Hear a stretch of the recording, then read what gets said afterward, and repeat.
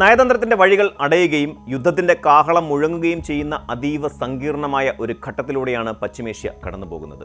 ഇറാനുമായുള്ള ആണവ ചർച്ചകൾ പരാജയപ്പെട്ടതിനെ തുടർന്ന് അമേരിക്കൻ പ്രസിഡന്റ് ഡൊണാൾഡ് ട്രംപ് പ്രഖ്യാപിച്ച ടാസ്ക് ഫോഴ്സ് സ്കോർപിയൻ എന്ന അത്യാധുനിക ഡ്രോൺ വ്യൂഹത്തിന്റെ വിന്യാസം ലോകത്തെ മറ്റൊരു വലിയ യുദ്ധത്തിന്റെ വക്കിലെത്തിച്ചിരിക്കുകയാണ്. 2003 ഇറാഖ് അധിനിവേശത്തിന് ശേഷം മിഡിൽ ഈസ്റ്റിൽ അമേരിക്ക നടത്തുന്ന ഏറ്റവും വലിയ സൈനിക സന്നാഹമാണ് ഇത്. ഈ നീക്കം കേവലം ഒരു സൈനിക വിന്യാസമല്ല, മറിച്ച് ഇറാനെതിരെ ട്രംപ് നടത്തുന്ന അവസാനത്തെയും ഏറ്റവും അപകടകരവുമായ മുന്നറിയിപ്പാണ്. സമാധാന ചർച്ചകൾ പരാജയപ്പെട്ടാൽ ഇറാനിലെ ആണവ കേന്ദ്രങ്ങളെയും മിസൈൽ വിക്ഷേപണ കേന്ദ്രങ്ങളെയും തകർക്കാൻ ലക്ഷ്യമിട്ടാണ് ഈ ചാവേർ ഡ്രോൺ സ്ക്വാഡ്രൺ സജ്ജമാക്കിയിരിക്കുന്നത്. ജനീവയിൽ വെച്ച് വ്യാഴാഴ്ച നടന്ന ചർച്ചകൾ ഒരു ധാരണയിലെത്താതെ പിരിഞ്ഞതാണ് ഈ പെട്ടെന്നുള്ള സൈനിക നീക്കത്തിന് ആധാരമായത്. യുറേനിയം സമ്പുഷ്ടീകരണം നിർത്തുന്നതിനെക്കുറിച്ചും ഇറാന്റെ ആണവ നിലയങ്ങൾ പൊളിച്ചു മാറ്റുന്നതിനെക്കുറിച്ചും ഇരുപക്ഷവും തമ്മിൽ കടുത്ത അഭിപ്രായ വ്യത്യാസങ്ങളാണ് നിലനിൽക്കുന്നത്. അമേരിക്കൻ പക്ഷത്തു നിന്ന് സ്റ്റീവ് വിറ്റ്കോഫ്, ജാരേഡ് കുഷ്ണർ എന്നിവരുടെ നേതൃത്വത്തിലുള്ള പ്രതിനിധി സംഘം അവസാന നിമിഷം വരെ നയതന്ത്ര പരിഹാരത്തിനായി ശ്രമിച്ചുവെങ്കിലും കാര്യമായ പുരോഗതി ഉണ്ടായില്ല.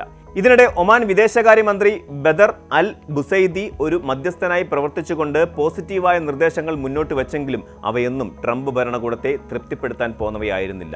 നയതന്ത്രം അതിന്റെ അവസാന ശ്വാസം വലിക്കുമ്പോൾ മറുഭാഗത്ത് പെന്റഗൺ തങ്ങളുടെ ഏറ്റവും പുതിയ ആയുധമായ ആത്മഹത്യാ ഡ്രോണുകളെ രംഗത്തിറക്കിയിരിക്കുകയാണ്. എന്താണ് ടാസ്ക് ഫോഴ്സ് സ്കോർപിയൻ എന്നത് ആഗോള സൈനിക വിദഗ്ധർക്കിടയിൽ വലിയ ചർച്ചയായിട്ടുണ്ട്. അരിസോണയിൽ നിർമ്മിച്ച ഈ ഡ്രോണുകൾ വൺ വേ ആക്രമണങ്ങൾക്ക് വേണ്ടി പ്രത്യേകം രൂപകൽപ്പന ചെയ്തവയാണ്. അതായത് ലക്ഷ്യസ്ഥാനത്തെത്തിയാൽ തിരികെ വരാതെ സ്വയം പൊട്ടിത്തെറിച്ച് ആ പ്രദേശം തകർക്കുക എന്നതാണ് ഇതിന്റെ ദൗത്യം. ഏകദേശം $35,000 നിർമ്മാണ ചെലവ് വരുന്ന ഈ ഓരോ ഡ്രോണുകളും കുറഞ്ഞ ചെലവിൽ വലിയ നാശമുണ്ടാക്കാൻ ശേഷിയുള്ളവയാണ്. കഴിഞ്ഞ ഡിസംബറിൽ അറേബ്യൻ ഉൾക്കടലിൽ നടന്ന പരീക്ഷണങ്ങൾ വിജയിച്ചതിനെ തുടർന്നാണ് ഇപ്പോൾ ഇതിന്റെ വിന്യാസം അംഗീകരിച്ചിരിക്കുന്നത്. സ്വയം പ്രവർത്തിക്കാനുള്ള ശേഷിയും വിപുലമായ സഞ്ചാര പരിധിയും ഈ ഡ്രോണുകളെ കൂടുതൽ അപകടകാരികൾ ആക്കുന്നു. ഇറാനിലെ തന്ത്രപ്രധാനമായ റോഡ് ശൃംഖലകളെയും പ്രതിരോധ സംവിധാനങ്ങളെയും തകർക്കാൻ ഈ ഡ്രോണുകൾക്ക് കഴിയുമെന്നാണ് അമേരിക്കൻ സെൻട്രൽ കമാൻഡ് വക്താവ് ടിം ഹോക്കിൻസ് അവകാശപ്പെടുന്നത്. ഇതിനു പുറമെ ഇസ്രയേലിൽ F-22 റാപ്റ്റർ യുദ്ധവിമാനങ്ങൾ അതീവ ജാഗ്രതയോടെ നിലയുറപ്പിച്ചതും യുദ്ധസന്നാഹത്തിന്റെ ഗൗരവം വർദ്ധിപ്പിക്കുന്നു. ട്രംപ് ഭരണകൂടത്തിനകത്ത് തന്നെ ഇറാനെ ആക്രമിക്കുന്ന കാര്യത്തിൽ വലിയ രീതിയിലുള്ള ഭിന്നതകൾ നിലനിൽക്കുന്നുണ്ട് എന്നത് ഈ വിഷയത്തിലെ മറ്റൊരു നിർണായകമായ വശമാണ്. വൈസ് പ്രസിഡന്റ് JD വാൻസും DNI ഡയറക്ടർ തുൾസി ഗാർബാർഡും ഇറാനെതിരെയുള്ള സൈനിക നീക്കത്തെ ശക്തമായി എതിർക്കുന്നവരാണ്. യുദ്ധം പശ്ചിമേഷ്യയെ മുഴുവൻ തകർക്കുമെന്നും നയതന്ത്ര ചർച്ചകൾ തുടരണമെന്നുമാണ് ഇവരുടെ നിലപാട്. എന്നാൽ സെനറ്റർ ലിൻസെ ഗ്രഹാമിനെ പോലെയുള്ള കടുത്ത യാഥാസ്ഥിതികർ ഇസ്രയേലുമായി ചേർന്ന് ഇറാനിലെ അയത്തുള്ള ഭരണകൂടത്തെ അട്ടിമറിക്കാനുള്ള ഒരു സംയുക്ത സൈനിക നീക്കത്തിനായി സമ്മർദ്ദം ചെലുത്തുന്നുമുണ്ട്. സൗദി അറേബ്യ, ഖത്തർ തുടങ്ങിയ ഗൾഫ് രാജ്യങ്ങളും വലിയ ആശങ്കയിലാണ്. ഇറാനെതിരെ ഒരു സൈനിക ആക്രമണം നടന്നാൽ അത് ഒരു വലിയ പ്രാദേശിക യുദ്ധത്തിലേക്ക് പടരുമെന്നും തങ്ങളുടെ സാമ്പത്തിക താൽപ്പര്യങ്ങളെ അത് ബാധിക്കുമെന്നും അവർ ഭയപ്പെടുന്നു. വൈറ്റ് ഹൗസിൽ ചർച്ചകൾ തുടരുമ്പോഴും അമേരിക്കൻ സൈനിക ഉദ്യോഗസ്ഥർക്ക് ട്രംപിന് ഒരു കാര്യത്തിൽ ഉറപ്പു നൽകാൻ കഴിയുന്നില്ല.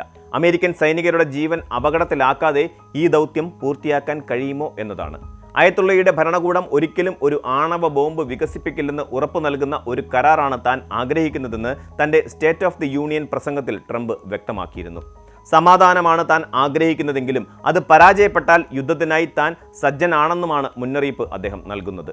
ഇറാൻ സമർപ്പിച്ച പുതിയ ഡ്രാഫ്റ്റ് പ്രപ്പോസലുകൾ അമേരിക്കയുടെ ആശങ്കകൾ പരിഹരിക്കുന്നുണ്ടോ എന്നത് ഇനിയും വ്യക്തമല്ല. എങ്കിലും ഒരു യുദ്ധത്തിലേക്ക് പോകുന്നതിന് മുമ്പ് നയതന്ത്രത്തിന് ഒരു ചെറിയ അവസരം കൂടി നൽകാൻ ട്രംപ് തയ്യാറായേക്കും.